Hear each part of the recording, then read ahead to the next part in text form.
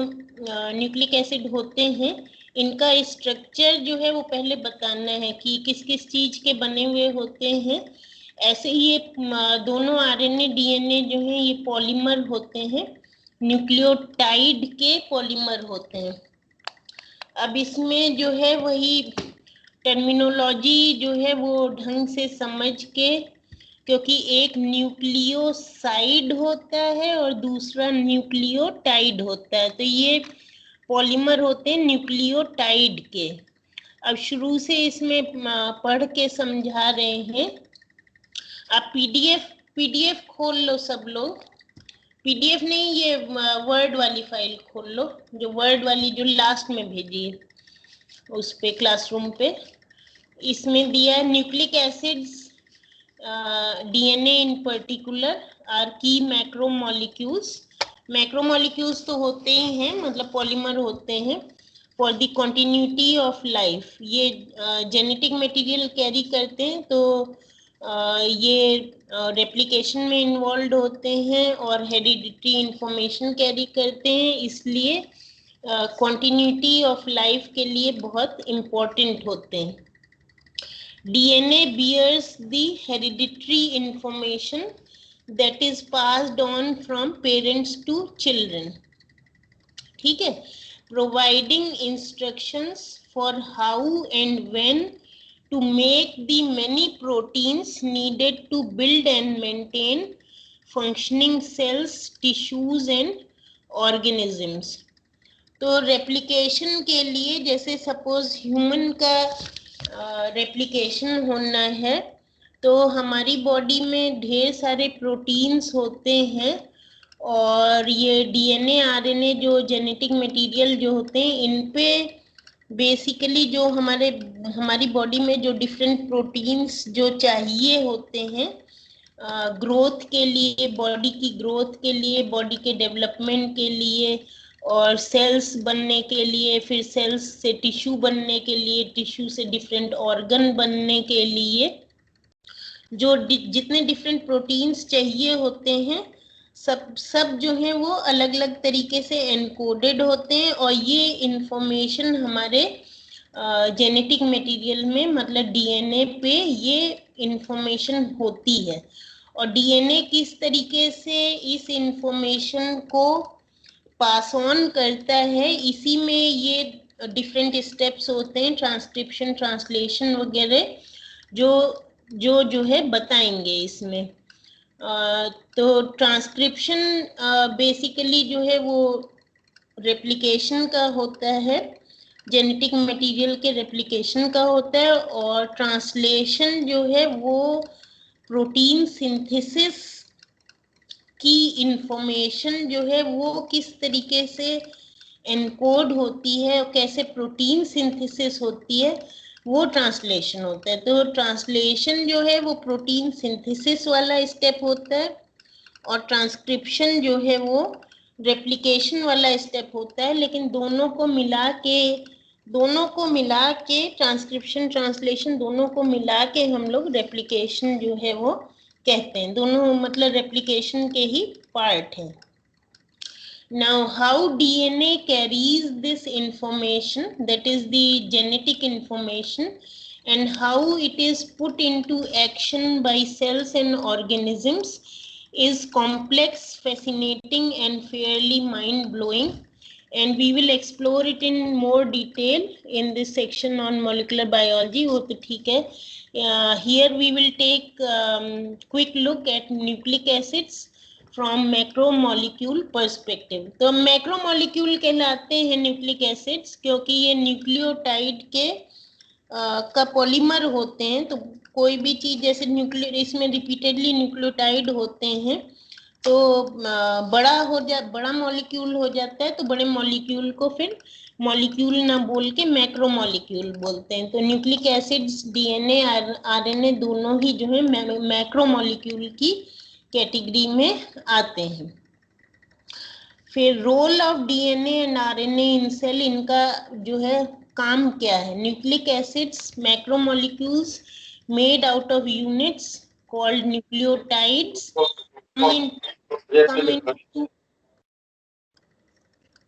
come in two naturally occurring varieties, deoxyribonucleic acid DNA or ribonucleic acid RNA. DNA is the genetic material found in living organisms, all the way from single-celled bacteria to multicellular mammals like you and me. तो DNA जो है, मतलब DNA और RNA में actually difference क्या है कि RNA वाला जेनेटिक मटेरियल जो है वो लेस कॉम्प्लेक्स होता है और वो लोअर ऑर्गेनिजम्स में होता है। तो लोअर का मतलब वो एक्चुअली कुछ बैक्टीरिया वायरसेस में उनमें आरएनए वाला जेनेटिक मटेरियल होता है, और हम लोग क्योंकि सबसे कॉम्प्लेक्स वाली कैटेगरी में आते हैं तो बाकी और जितने भी मल्टी सेलुलर हैं सभी में जो है डीएनए जो है ज्यादातर रहता है। तो आरएनए वाला जेनेटिक मटेरियल जो है वो बहुत लोअर वालों में होता है, बैक्टीरिया में, वायरसेस में, इनमें होता है। जैसे कि इसमें कोरोना वायरस में भी आरएनए वाला जो है वो जेनेटिक मटेरियल होता है, जो कि अभी जिसका जो है एक फॉर्म हम लोगों को वैक्सीन के रूप में आजकल दिया जा रहा है, जिसको mRNA या माइक्रो आरएनए कहते हैं। ठीक है, तो DNA in cells in eukaryotes such as plants and animals, DNA is found in the nucleus. क्योंकि अगर कुछ बायोलॉजी पता है, दो टाइप के ऑर्गेनिजम्स होते हैं, प्रोकैरियोट्स और यूकैरियोट्स। तो यूकैरियोट्स जो हैं वो हायर वाले होते हैं और प्रोकैरियोट्स जो हैं वो सिंगल सेल वाले लोअर वाले ऑर्गेनिजम्स होते हैं। तो बैक्टीरिया वगैरह प्रोकैरियोट्स में आते हैं और जो बड़े वाले जानवर और ह्यूमन बीइंग्स हम लोग सब यूकैरियोट्स में आते हैं, ज़्यादा कॉम्प्लिकेटेड वाले में आते हैं। तो यूकैरियोट्स में जो है डीएनए होता है न्यूक्लियस में, सेल के न्यूक्लियस में, a specialized membrane bound vault in the cell, as well as in certain other types of organelles such as mitochondria and the chloroplast of plants. In prokaryotes such as bacteria, the DNA is not enclosed in a membranous envelope, although it is located in a specialized cell region called the nucleoid. ये इतना detail में आपको biology की जरूरत नहीं है। Nucleoid और nucleus में थोड़ा सा डिफरेंस होता है, वही जो इन्होंने यहाँ बहुत हल्का सा बताया कि कौन सा मेम्ब्रेन बाउंड होता है, किस में मेम्ब्रेन नहीं होती है, किसी में जो है न्यूक्लियस और सेल के अंदर मतलब और भी ऑर्गेनेल्स होते हैं और तरह तरह की चीजें होती हैं, और कुछ सिंगल सेल वालों में प्रोकैरियोट्स में जो है वो सब नहीं रहता है, बिना मेम्ब्रेन के जस्ट अंदर फ्लूइड रहता है और उसमें न्यूक्लियस टाइप का कुछ रहता है। तो ये पैराग्राफ छोड़ सकते हो। बेसिकली लोअर एनिमल्स और हायर में डिफरेंस जो है वो बताया है। In eukaryotes, DNA is typically broken up into number of very long linear pieces called chromosomes, while in prokaryotes such as bacteria, chromosomes are much smaller and often circular, ring shaped. A chromosome may contain tens of thousands of genes, each providing instructions on how to make a particular product needed by the cell. तो जैसे हम लोगों के chromosome में जो है वो हजारों जीन्स होते हैं, छोटे छोटे पीसेस होते हैं, मतलब ऐसे जो है वो उनको लिखा हुआ है कि very long linear pieces of genetic material, मतलब ऐसे माइक्रो लेवल पे ही होते हैं। तो वो हम लोगों के क्रोमोसोम में बहुत सारे जीन्स होते हैं जो मतलब पीसेस होते हैं, ये जेनेटिक मटेरियल के ढेर सारे, और हर जीन पे अलग अलग जो है अलग अलग प्रोटीन की सिंथेसिस वगैरह का इंफॉर्मेशन रहता है।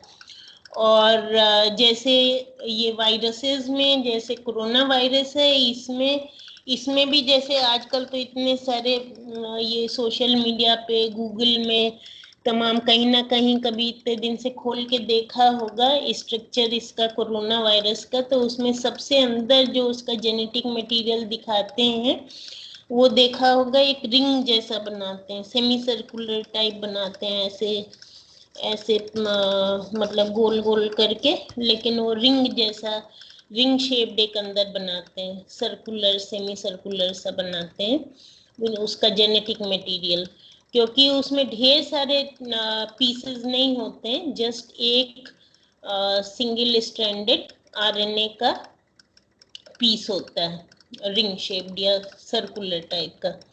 अ क्रोमोसोम में contain tens of thousands of genes, ये तो हम लोगों के उसमें जेनेटिक मटेरियल में, each providing instructions on how to make a particular product needed by the cell. वो तो जैसे मैंने अभी बताया, हम लोगों के क्रोमोसोम में tens of thousands of genes होते हैं और हर जीन पे इंफॉर्मेशन होती है कि कौन सा प्रोटीन चाहिए और उसको कैसे जो है वो बनाना है, how to synthesize that protein, वो इंफॉर्मेशन रहती है। क्योंकि हम लोगों का स्ट्रक्चर इतना कॉम्प्लिकेटेड होता है, हजारों तरह के प्रोटीन्स चाहिए होते हैं, हर प्रोटीन के लिए जो है एक जीन होता है जो जिस पे इंफॉर्मेशन रहती है कि कैसे उसको सिंथेसाइज करना है। अब वही जैसे बताया, from DNA to RNA to proteins, मतलब basically the aim of this this part is to teach you how it goes, how the replication process and how the protein synthesis goes from the genetic material DNA RNA, which carries the information to the synthesis of proteins। आज वाला जो है वो नहीं on किया, हमें इस वाले पोर्शन की भी रिकॉर्डिंग अपलोड करनी है, कोई बात नहीं, अभी अगर ऑन करना हो तो कर देना, नहीं तो फिर अगली बार से कर देना। So from DNA to RNA to proteins, now many genes encode protein products, meaning that they specify the sequence of amino acids used to build a particular protein. Before this information can be used for protein synthesis, however, an RNA copy, जो कि actually transcription का step है, इसीलिए bracket में लिखा transcript of the gene must first be made. This type of RNA is called a messenger RNA, as it serves as a messenger between DNA and the ribosomes. इसमें थोड़ा सा अलग style में लिखा हुआ है और जो मैंने हाथ से लिखा हुआ है वो थोड़ा सा डिफरेंट स्टाइल में है, उसको भी बता देंगे, सेम चीज है, दो बार बता देंगे। Molecular machines that read messenger RNA sequences and use them to build proteins. This progression from DNA to RNA to proteins is called the central dogma of molecular biology. Central dogma जो है वो कई तरीके से जो है वो define करते हैं मॉलिक्यूलर बायोलॉजी में। बेसिकली ये होता है कि जैसे डबल स्ट्रैंडेड डीएनए होता है, उससे कैसे सिंगल स्ट्रैंडेड होता है और फिर उस सिंगल स्ट्रैंडेड पे जो इंफॉर्मेशन रहती है, तो मतलब बेसिकली डबल स्ट्रैंडेड से सिंगल स्ट्रैंडेड वाला स्टेप वो ट्रांसक्रिप्शन आता है, और फिर उस सिंगल स्ट्रैंडेड पे जो इंफॉर्मेशन रहती है प्रोटीन सिंथेसिस की, उससे कैसे प्रोटीन सिंथेसिस होती है वो ट्रांसलेशन वाला स्टेप होता है। तो ये ट्रांसक्रिप्शन फॉलोड बाय ट्रांसलेशन, इसी को जो है ये टर्म यूज करते हैं मॉलिक्यूलर बायोलॉजी में, जिसको central dogma of molecular biology कहते हैं, कि how this this process takes place of going from DNA to RNA to the protein synthesis.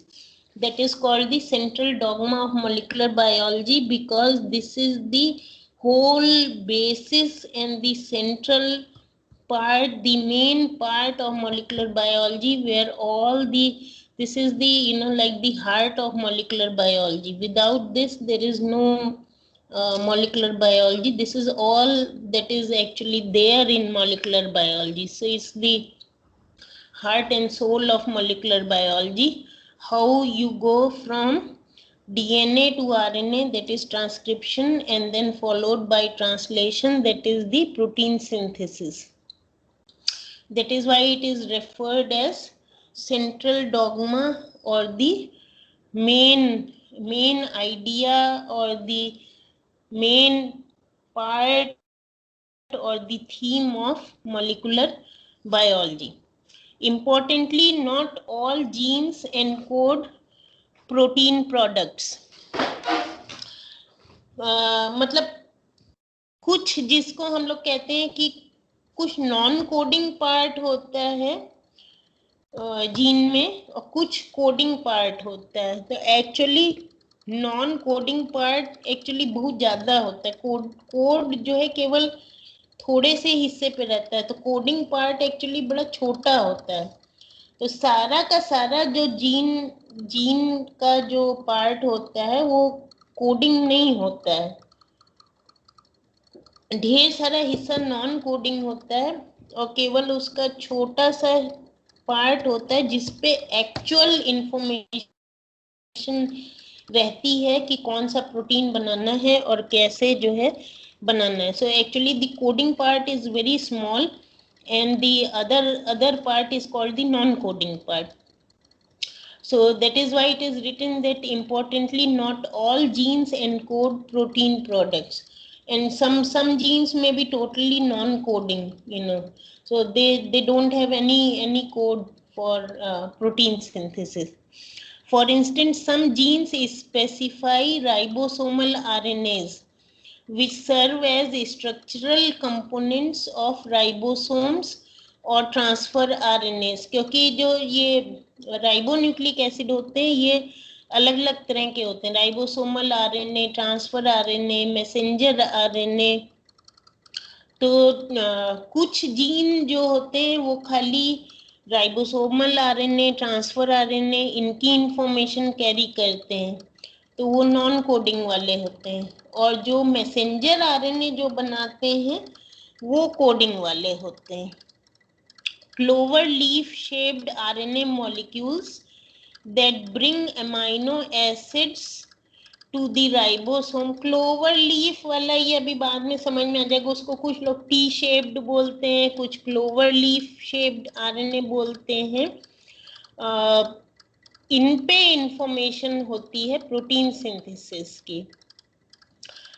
ये they are actually transfer RNAs. तो they bring amino acids to the ribosome for protein synthesis. इनका काम होता है कि next कौन सा amino acid लाना है, फिर नेक्स्ट कौन सा अमाइनो एसिड लाना है, क्योंकि अमाइनो एसिड जुड़ के प्रोटीन बनता है. तो ट्रांसफर RNA का काम होता है एक अमाइनो एसिड छोड़ के जाता है राइबोसोम में, फिर नेक्स्ट वाला छोड़ के जाता है, फिर नेक्स्ट छोड़ के जाता है, एकदम प्रॉपर सीक्वेंस में जो प्रोटीन बनना होता है. तो मैसेंजर RNA जो है वो एनकोड करता जाता है, और ट्रांसफर RNA अमाइनो एसिड लाता जाता है, और एक के बाद एक अमाइनो एसिड जुड़ते जाते हैं, और प्रोटीन जो है वो बनता जाता है.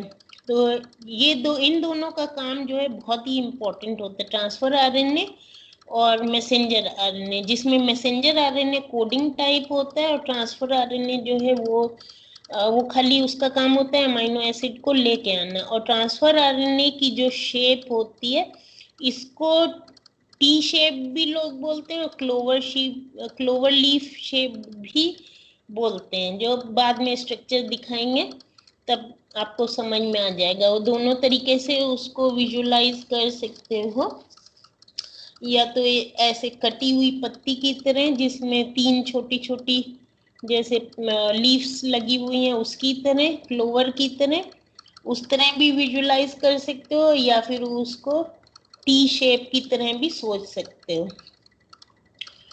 तो ये ट्रांसफर RNA का स्ट्रक्चर होता है. Still other RNA molecules such as tiny micro RNAs, miRNA, जैसे कि मैंने अभी बताया जो वैक्सीन है, this is a micro RNA, miRNA, act as regulators of other genes, and new types of non-protein coding RNAs are being discovered all the time. इनके अलग अलग यूजेस होते हैं. तो जस्ट एक जनरल सेंटेंस लिखा है कि RNAs are not limited to ribosomal RNA, transfer RNA or messenger RNA, but there are so many other types of RNA also which have other types of functions other than coding for protein or bringing amino acid. They have some other function, like this vaccine has a different function, and it is also a RNA. It's a microRNA or a miRNA. So they are always being discovered. There are so many different types of miRNAs with other they have other functions other than these functions. इनके function जो हैं अलग होते हैं. तो इस type के जो छोटे छोटे सिंथेसाइज्ड आरएनए के पीसेस बनाए जाते हैं किसी पर्टिकुलर मोटिव से, उनको माइक्रो आरएनएस कहते हैं या एमआईआरएनए कहते हैं. ये तो बेसिकली बड़ा ब्रीफ इंट्रोडक्शन है जो हमको कराना है इस पोर्शन में. उसका it's like an overview of what you will do in this part of this course in this particular unit. अब वापस आते हैं न्यूक्लिक एसिड के स्ट्रक्चर पे. तो जैसे बताया, न्यूक्लिक एसिड्स चाहे डीएनए हो चाहे आरएनए हो, दोनों ही पॉलीन्यूक्लियोटाइड होते हैं. पॉलीन्यूक्लियोटाइड का मतलब उसमें ढेर सारे न्यूक्लियोटाइड लगे होते हैं. एक एक यूनिट या मोनोमर जो है वो न्यूक्लियोटाइड होता है और उस ढेर सारे न्यूक्लियोटाइड लगे होते हैं, इसलिए वो पॉलीमर ऑफ न्यूक्लियोटाइड होते हैं. और दो तरह के होते हैं, डीएनए और एक आरएनए. वही लिखा है, DNA and RNA are polymers. In the case of DNA, often very long polymers, and are made up of monomers known as nucleotides. When these monomers combine, the resulting chain is called a polynucleotide, because poly means many. So they contain many nucleotides. Each nucleotide is made up of 3 parts. तीन हिस्से होते हैं एक nucleotide monomer के. उसमें मतलब 3 चीजें होती हैं जुड़ी हुई. एक शुगर होता है, एक बेस होता है, नाइट्रोजनस बेस जिसको कहते हैं क्योंकि उसमें नाइट्रोजन होते हैं, और एक जो है वो फॉस्फेट ग्रुप होता है. तो नाइट्रोजनस बेस, शुगर और फॉस्फेट, ये 3 हिस्से होते हैं एक न्यूक्लियोटाइड मोनोमर के. Each nucleotide is made up of 3 parts: a nitrogen containing ring structure called a nitrogenous base, a 5-carbon sugar, and at least 1 phosphate group. The sugar molecule has a central position in the nucleotide. तो nucleotide monomer में बीच में sugar होता है, 5 member ring होता है sugar का, और उससे एक तरफ नाइट्रोजनस बेस लगा होता है और एक तरफ फॉस्फेट लगा होता है. अब पहले जो है इसमें बेस, जो नाइट्रोजनस बेस होते हैं वो 2 तरीके के होते हैं. उनका स्ट्रक्चर इसमें सबसे पहले दिया हुआ है. ठीक है. तो sugar molecule has central position in nucleotide with the base attached to one of its carbons and the phosphate group attached to another. अब फॉस्फेट में ग्रुप और ग्रुप्स लिखा है क्योंकि मोनोफॉस्फेट भी होता है, डाइफॉस्फेट भी होता है, ट्राइफॉस्फेट भी होता है. तो इसलिए जो है वो सभी जो है न्यूक्लियोटाइड कहलाएंगे. मतलब अगर उसमें नाइट्रोजनस बेस है, शुगर है और फॉस्फेट है तो कहलाएगा न्यूक्लियोटाइड ही. लेकिन फॉस्फेट एक हो सकता है, दो हो सकते हैं, तीन भी हो सकते हैं। तो इसलिए फॉस्फेट ग्रुप और ग्रुप्स हो सकते हैं एक, क्योंकि एक फॉस्फेट भी हो सकता है, दो भी हो सकते हैं, तीन भी हो सकते हैं। लेकिन बेसिकली जिसमें तीनों चीजें होंगी, नाइट्रोजनस बेस, शुगर और फॉस्फेट, उसको हम न्यूक्लियोटाइड कहेंगे। Let's look at each part of a nucleotide in turn. मतलब अब एक एक करके ये जो तीन चीजें हैं, तीनों को बताते हैं। तो सबसे पहले इसमें जो नाइट्रोजनस बेस होते हैं वो इटसेल्फ दो टाइप के होते हैं, पिरिमिडीन बेसिस और प्यूरीन बेसिस। सबने खोला हुआ है ना, ये जो ये कलर में बने हुए हैं। पिरिमिडीन बेसिस जो है वो 6 मेंबर्ड रिंग है, ठीक है। साइटोसिन, थाइमीन, यूरेसिल, ये तीन पिरिमिडीन बेस है। स्ट्रक्चर ये सामने बने हुए हैं, बहुत जरा सा डिफरेंस होता है, किसी में मेथिल है, किसी में जो है वो कीटोन टाइप का सी डबल बॉन्ड ओ है, किसी में अमीन ग्रुप लगा हुआ है। तो जरा सा डिफरेंस होता है, सब 6 मेंबर्ड रिंग होते हैं। अब इसमें साइटोसिन तो डीएनए में भी होता है, आरएनए में भी होता है। थाइमीन जो है वो डीएनए में होता है, और आरएनए में थाइमीन की जगह जो है यूरेसिल रहता है। इसीलिए इसमें दिया हुआ है थाइमीन ब्रैकेट में in DNA, uracil in bracket in RNA. Cytosine को हम लोग जब डीएनए का जब स्ट्रक्चर बनाते हैं, उसमें जब नाइट्रोजनस बेसिस दिखाते हैं तो शॉर्ट में साइटोसिन को हम सी लिखते हैं, थाइमीन को टी लिखते हैं, और यूरेसिल को यू से डिनोट करते हैं। ये तीनों पिरिमिडीन नाइट्रोजनस बेसिस हैं। प्यूरीन नाइट्रोजनस बेसिस में 6 मेंबर्ड के साथ 5 मेंबर्ड रिंग फ्यूज्ड होता है। दोनों में, पिरिमिडीन्स में, प्यूरीन्स में, दोनों में ही नाइट्रोजन्स होते हैं बहुत सारे, इसीलिए नाइट्रोजनस बेसिस कहलाते हैं।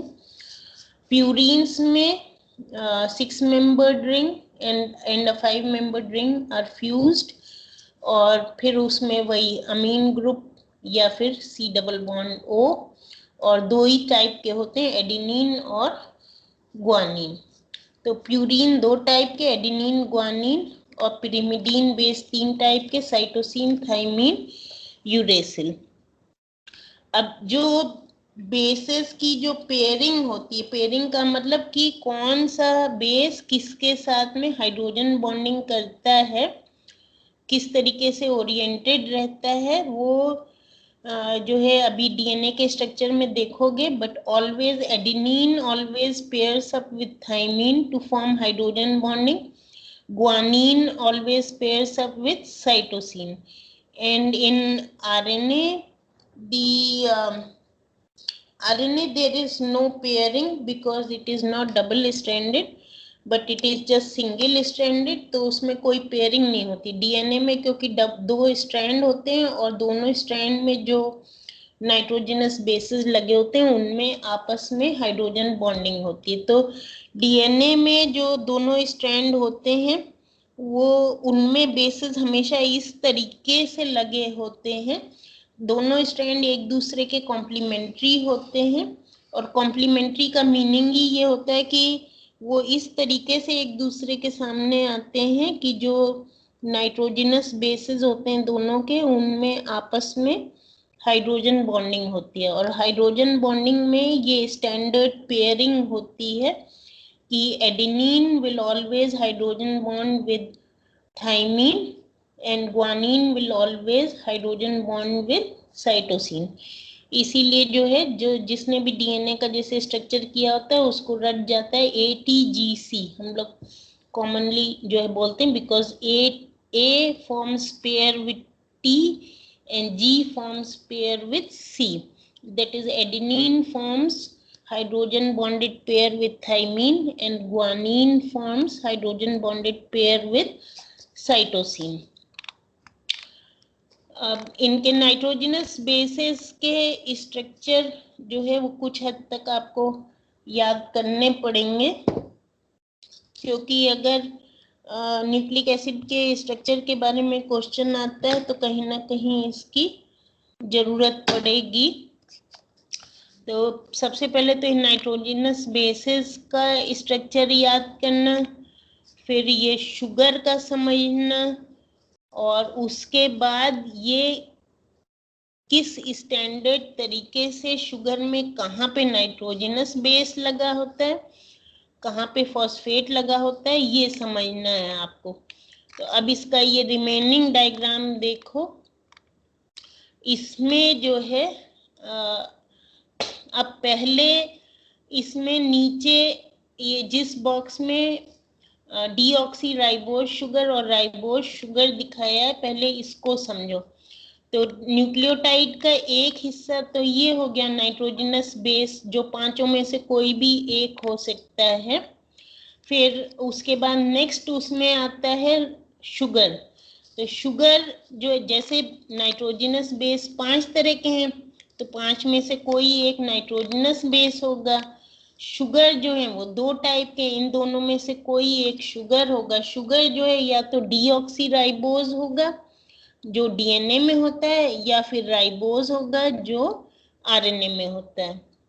राइबोज और डीऑक्सी राइबोज में डिफरेंस क्या है?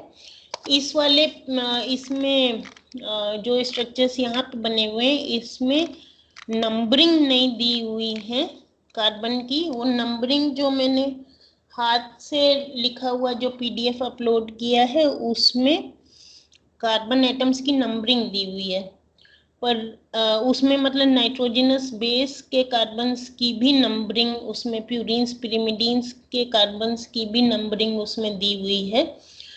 यहाँ पे ये जो साइड में जो स्ट्रक्चर बना है, उसमें ये राइबोज शुगर के कार्बन्स की नंबरिंग दी हुई है। जो डीऑक्सी राइबोज और राइबोज वाला जो डब्बा है, उसके ऊपर देखो राइट हैंड साइड में राइबोज शुगर में ये नंबरिंग दी हुई है। 5 मेंबर्ड रिंग है, ऊपर ऑक्सीजन है, और फिर राइट हैंड साइड से ये इसमें राइबोज शुगर की नंबरिंग जो है वो प्राइम में करते हैं, क्योंकि जो नाइट्रोजनस बेस है उसकी नंबरिंग 1 2 3 4 ऐसे करते हैं, तो शुगर वाले कार्बन्स की प्राइम करके करते हैं। इसीलिए शुगर वाले कार्बन्स की नंबरिंग प्राइम में शो करी हुई है। राइट टू क्लॉकवाइज देखोगे तो 1 प्राइम, फिर 2 प्राइम, 3 प्राइम, 4 प्राइम, और 4 प्राइम पे जो CH2 जैसे CH2OH रहता है, फिर वो हाइड्रोजन की जगह जो है फॉस्फेट जुड़ गया, तो वो वाला जो CH2OH का जो कार्बन है वो 5 प्राइम कार्बन है। तो 5 प्राइम कार्बन पे तो फॉस्फेट जुड़ता है, और 1 प्राइम पे नाइट्रोजनस बेस जुड़ता है, और 3 प्राइम वाला जो कार्बन है, इस पे अगर हाइड्रोक्सिल इस पे होता है हमेशा, 2 प्राइम वाला जो कार्बन है इससे डिफाइन होता है कि राइबोज शुगर है कि डीऑक्सी राइबोज है, क्योंकि 2 प्राइम वाले कार्बन पे अगर हाइड्रोक्सिल लगा है तो राइबोज शुगर है, नहीं लगा है तो डीऑक्सी राइबोज शुगर है। जैसे ये नीचे वाले बॉक्स में देखो, जहाँ पे दोनों शुगर दिखाए हैं, डीऑक्सी राइबोज और राइबोज शुगर, इन दोनों को अगर कंपेयर करोगे तो सब कुछ सेम है, खाली 2 प्राइम कार्बन पे 2 प्राइम, अगर 2 प्राइम 3 प्राइम दोनों पे हाइड्रोक्सिल है तो वो राइबोज शुगर है, अगर खाली 3 प्राइम पे हाइड्रोक्सिल है तो वो डीऑक्सी राइबोज शुगर है, क्योंकि 2 प्राइम वाला हाइड्रोक्सिल मिसिंग है। तो डीएनए जो है वो डीऑक्सी राइबो न्यूक्लिक एसिड, उसको इसीलिए कहते हैं क्योंकि उसमें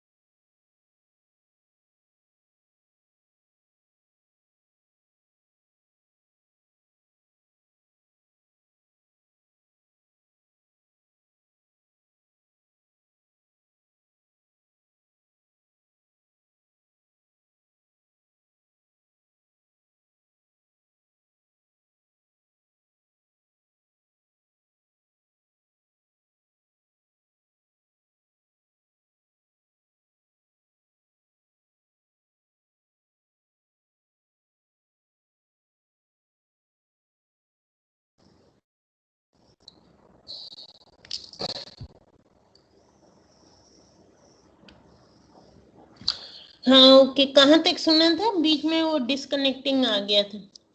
तो ये राइबोज शुगर और डीऑक्सी राइबोज में डिफरेंस समझ में आया? Yes ma'am. हाँ यही बता रहे थे, फिर वो डिस्कनेक्टिंग दिखाने लगा था। तो ये इस वाले वही बॉक्स में जिसमें डीऑक्सी राइबोज और राइबोज शुगर बने हैं, इसमें लेफ्ट में जो डीऑक्सी राइबोज और राइबोज में डिफरेंस वही रहता है कि जिसमें 2' और 3' कार्बन दोनों पे हाइड्रोक्सिल है, वो राइबोज शुगर है जो आरएनए में होता है। आरएनए को इसीलिए राइबोन्यूक्लिक एसिड बोलते हैं क्योंकि उसमें थ्रू आउट ये राइबोज शुगर होता है जिसमें 2' और 3' दोनों पे हाइड्रोक्सिल रहता है। डीएनए में डीऑक्सी राइबोन्यूक्लिक एसिड होता है जिसमें थ्रू आउट डीऑक्सी राइबोज होता है जिसपे खाली 3' पे हाइड्रोक्सिल होता है, 2' पे नहीं होता है। तीनों चीजें जो है कैसे जुड़ के बनती हैं ये वही जस्ट ऊपर वही दिखाया हुआ है। दोनों में, लेफ्ट में भी दिखाया है, राइट में भी दिखाया है। लेफ्ट में खाली जो है उसी में उसके ऊपर नीचे जो है वो 5 टाइप के नाइट्रोजन बेस बना दिए हैं, दोनों टाइप के शुगर बना दिए हैं। फॉस्फेट में कोई टाइप होता नहीं है। फॉस्फेट जो है दोनों स्ट्रक्चर्स में खाली एक ही दिखाया है, इसी के आगे और भी जुड़े हो सकते हैं। ये एक फॉस्फेट लगा के दिखा दिया है, अगर 2 या 3 होते हैं तो इसी फॉस्फेट के आगे जो है और बढ़ जाते हैं फॉस्फेट। तो राइट साइड वाला देखो सिंप्लीफाइड जो न्यूक्लियोटाइड का दिखाया है जिसमें तीनों कंपोनेंट किस तरीके से जुड़े रहते हैं न्यूक्लियोटाइड में, वो दिखाया है। अब न्यूक्लियोसाइड और न्यूक्लियोटाइड में डिफरेंस बता दें। एक second, difference in nucleoside and nucleotide.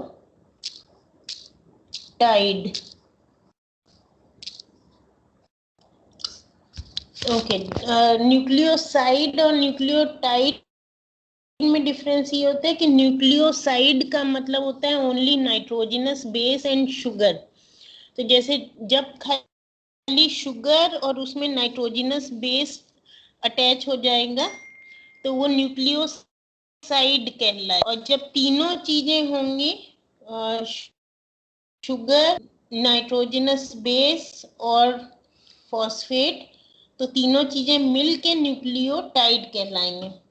तो जो राइट साइड में जो बना है जिसमें शुगर, नाइट्रोजनस बेस, फॉस्फेट तीनों चीजें हैं, ये न्यूक्लियोटाइड है।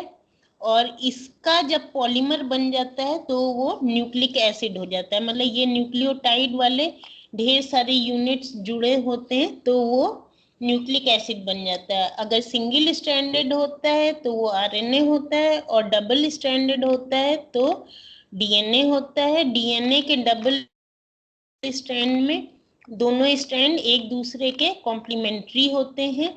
कॉम्प्लीमेंट्री का मीनिंग होता है कि दोनों स्ट्रैंड के नाइट्रोजनस बेसिस इस तरीके से एक दूसरे के सामने आते हैं कि उनमें एफिशिएंट हाइड्रोजन बॉन्डिंग होती है, जिसमें कि एडिनिन की हाइड्रोजन बॉन्डिंग हमेशा थाइमीन से, ग्वानिन की हाइड्रोजन बॉन्डिंग हमेशा साइटोसिन से, और आरएनए में कोई हाइड्रोजन बॉन्डिंग नहीं होती क्योंकि जस्ट नाइट्रोजनस बेसिस और शुगर और फॉस्फेट ऐसे लाइन से न्यूक्लियोटाइड जो हैं जुड़े होते हैं। उनका सिंगल स्ट्रैंड होता है और पर्टिकुलर सीक्वेंस में वो जुड़ता जाता है।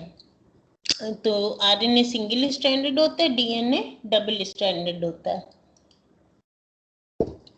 अब इसमें नेक्स्ट दिया है image of the components of DNA and RNA including sugar, deoxyribose or ribose, phosphate and nitrogenous base. Bases include the pyrimidine bases, cytosine, thymine in DNA, uracil in RNA, 1 ring, and purine bases, adenine, guanine, 2 rings. Purine basis 2 ring वाले होते हैं, fused 5 membered with 6 membered, और pyrimidine bases जो हैं वो खाली 6 membered ring वाले होते हैं. The phosphate group is attached to 5 prime carbon और जो है 1 प्राइम कार्बन पे नाइट्रोजनस बेस लगा होता है, वहीं से नंबरिंग स्टार्ट होती है.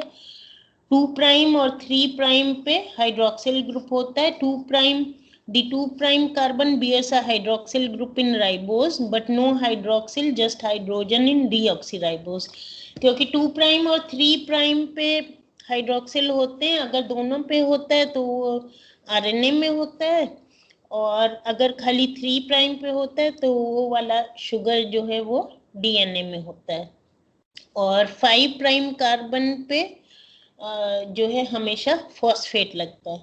तो जो आपको याद रखना है न्यूक्लियोटाइड के स्ट्रक्चर में कि राइबोज शुगर का ऑक्सीजन, और उसके बाद नेक्स्ट वाले से नंबरिंग स्टार्ट होती है 1 प्राइम पे नाइट्रोजनस बेस लगा होता है, फिर 2 प्राइम 3 प्राइम जिन पे हाइड्रोक्सिल या तो दोनों पे या एक पे डिपेंडिंग डीएनए है कि आरएनए है, फिर नेक्स्ट वाला जो है 4 प्राइम कार्बन और उस पे जो CH2OH लगा रहता है वो वाला कार्बन 5 प्राइम कार्बन हुआ, और उस पे CH2OH का हाइड्रोजन हट के जब फॉस्फेट लग जाता है तो फिर वो न्यूक्लियोटाइड हो जाता है. जब नाइट्रोजनस बेस, शुगर और फॉस्फेट तीनों चीजें मिला के उसको न्यूक्लियोटाइड कहते हैं, और अगर खाली नाइट्रोजनस बेस और शुगर वो न्यूक्लियोसाइड कहलाता है.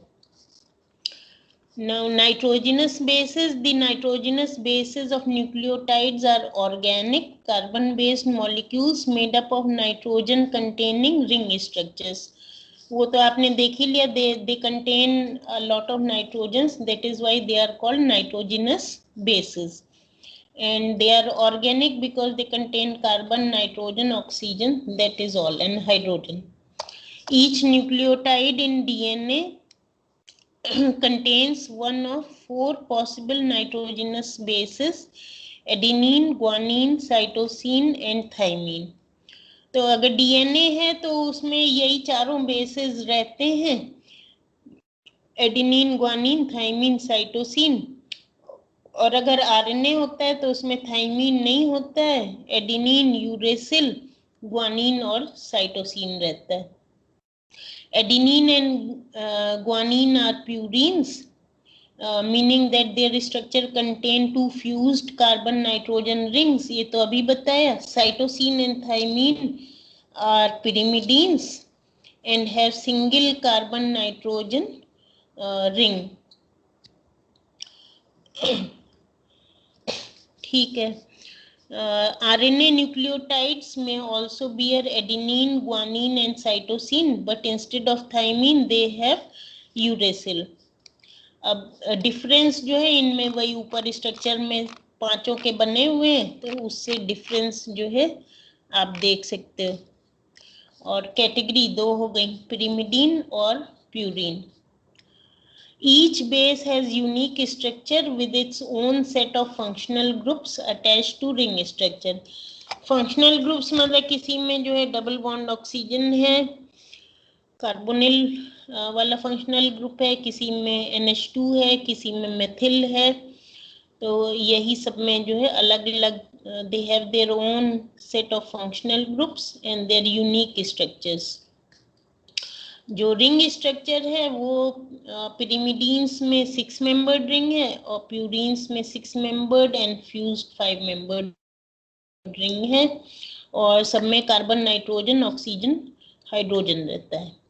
In molecular biology shorthand, the nitrogenous bases are often just referred by their one letter symbol ATGC and U. जैसे मैंने अभी बताया था, क्योंकि जब हम लोग जो है वो शॉर्ट हैंड नोटेशन में डीएनए आरएनए का स्ट्रक्चर लिखते हैं तो उसमें ये पूरा बार बार नहीं लिखते हैं, एटीजीसी लिखते हैं. एटीजीसी का मतलब रहता है कि यहाँ पे ये एडेनिन बेस है या थाइमीन है या ग्वानिन है या साइटोसिन है, तो वही शॉर्ट हैंड नोटेशन वो कहलाता है. DNA contains A, T, G and C while RNA contains A, U, G and C. U is swapped in for T, मतलब यूरेसिल आ जाता है इंस्टेड ऑफ थाइमीन.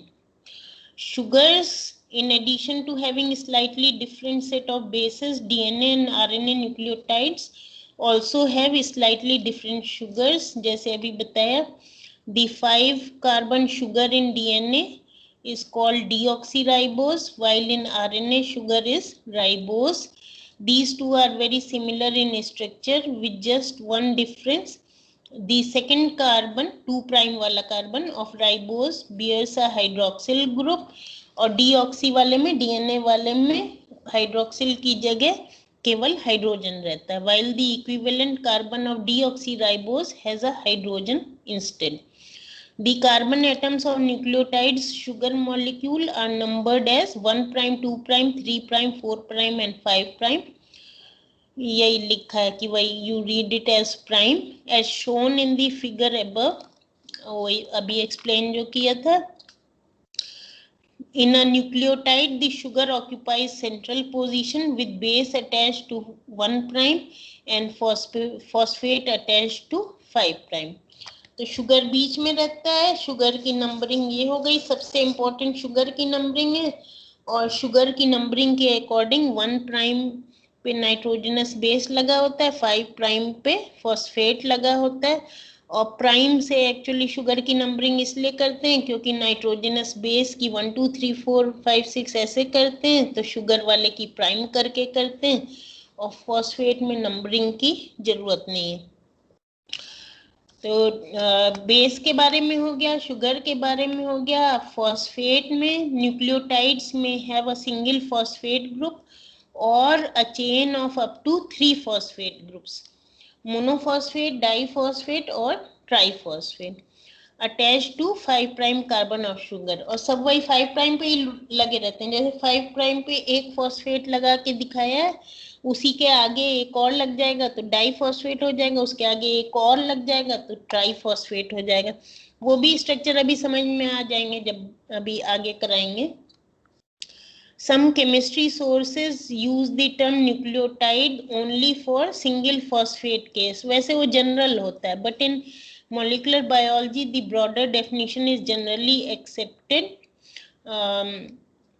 ठीक है, ये तो वो कॉपी पेस्ट करने में ये आ गया है, सुपर स्क्रिप्ट सब स्क्रिप्ट करके.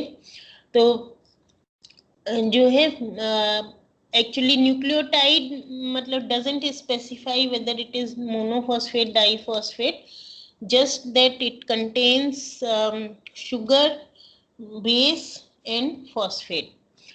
In a cell, a nucleotide about to be added to the end of a polynucleotide chain will bear a series of 3 phosphate groups. When the nucleotide joins the growing DNA or RNA chain, it loses 2 phosphate groups. So in a chain of DNA or RNA, each nucleotide has just 1 phosphate group.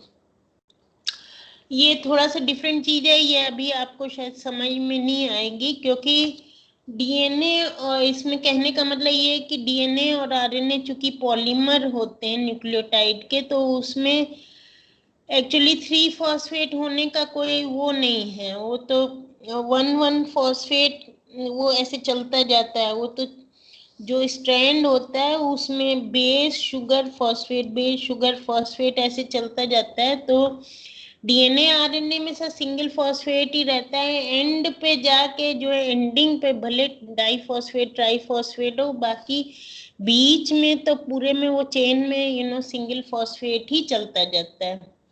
और last में फिर जो है last में जाके जो है वो हो सकते हैं.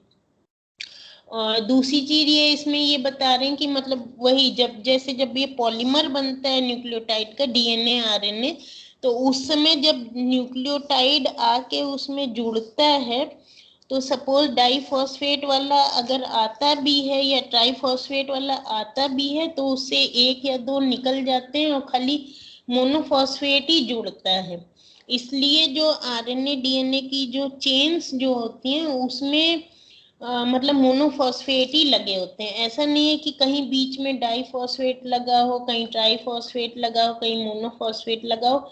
वो तुम्हें कहीं किसी स्ट्रक्चर में नहीं मिलेगा, क्योंकि वो नहीं होता है. क्योंकि जुड़ने के पहले जब पॉलीन्यूक्लियोटाइड बनता है, जब ये न्यूक्लिक एसिड बनते हैं, तो उस समय जब न्यूक्लियोटाइड आके जुड़ता है तो उसमें अगर डाई या ट्राईफॉस्फेट होता है तो एक या दो निकल जाते हैं, और जुड़ता केवल मोनोफॉस्फेट ही है। इसलिए जो है वो कहीं पे भी आप स्ट्रक्चर देखोगे तो कहीं भी उसमें बीच में डाई या ट्राईफॉस्फेट नहीं दिखेगा। It just keeps going as monophosphate. End की बात अलग है, बाकी ग्रोइंग उसमें चेन में it will always be a monophosphate which attaches to the growing chain of polynucleotide. अब ये चेन कैसे बनती है, क्योंकि इसमें डायरेक्शनैलिटी वाला स्ट्रक्चर, डायरेक्शनैलिटी वाली प्रॉपर्टी आ जाती है, तो इसको हम नेक्स्ट क्लास में बताएंगे। अभी समझ में नहीं आएगा, आज जितना बताया पहले इसको रिवाइज कर लेना, नहीं तो फिर आगे का जो है वो समझ में नहीं आएगा। इसको रिवाइज कर लेना, और नाइट्रोजनस बेसिस और शुगर और ये फॉस्फेट कैसे अटैच्ड होते हैं, बेसिस के स्ट्रक्चर, ये थोड़ा सा प्रैक्टिस कर लेना। तब नेक्स्ट क्लास में वो चेन कैसे बनती हैं, और फिर कॉम्प्लीमेंट्री चेन से डबल स्ट्रैंड कैसे बनता है, और जो ये डायरेक्शनैलिटी होती है 5 prime to 3 prime, 3 prime to 5 prime, ये जो है नेक्स्ट क्लास में बताएंगे। तो कल हम एक दिन EIA वाले का क्लास लेंगे, एक दिन जो है इसका लेंगे, ठीक है। EIA वाला 2 to 3 जैसे शेड्यूल्ड है वैसे चलेगा, और ये वाला क्योंकि एक्स्ट्रा की तरह चलेगा तो ये 4 to 5 चलेगा, क्योंकि बाकी आपके शेड्यूल्ड क्लासेस होते हैं। किसी दिन अगर रश्मि मैम को ना लेना हो तो हमको बता देना, तब हम फिर जल्दी ले लेंगे, जिससे तुम लोगों को जल्दी छुट्टी मिल जाएगी, तब हम 3 to 4 ले लेंगे। अदरवाइज जो है ये वाला 4 to 5 चलेगा। और इस वाले का, ये रत्ना मैम वाले कोर्स का के सिलेबस का किसी के पास पिक हो तो हमको जो है वो भेज देना। दूसरी चीज, जो EIA वाले कोर्स में जितना अभी तक कराया है उस पे हमको फर्स्ट क्विज लेनी है, क्योंकि 8 लेक्चर हो गए हैं, तो वो और आज से जो है वो अब मतलब ऑफिशियली खुल भी गया है, सभी के क्लासेस चलेंगे, तो अब हम क्विज ले भी सकते हैं। तो क्विज लेनी है हमको नेक्स्ट वीक में।